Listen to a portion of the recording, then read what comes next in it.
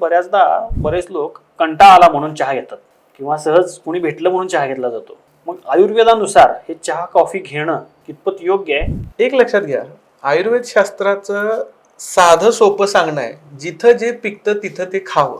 मला सांगा, सांगली मिरजेत चहाचे मळे आहेत का हो कुठं? नाहीये.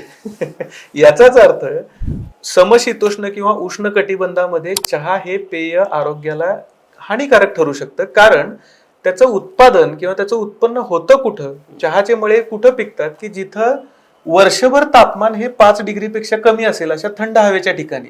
मग उटी असेल किंवा आसाम असेल, दार्जिलिंग असेल, अशा ठिकाणी हा चहा पिकतो. तिथं तुम्ही जर चहा प्यायला तर तुमच्या शरीराचं तेवढं नुकसान होणार नाही जिथं मी 45 डिग्री तापमान असताना मस्त उन्हात उभा राहून चहाचा घोट घेत घेत गप्पा मारतोय, तर मात्र तो चहा शरीरात जाऊन निश्चित नुकसान करणार आहे. तमाम चहा प्रेमींची माफी मागून मी हे सांगतो की चहा हा खरं तर आयुर्वेदाच्या दृष्टीनं तुमच्या आरोग्याला हानिकारक आहे का, तर निश्चित आहे.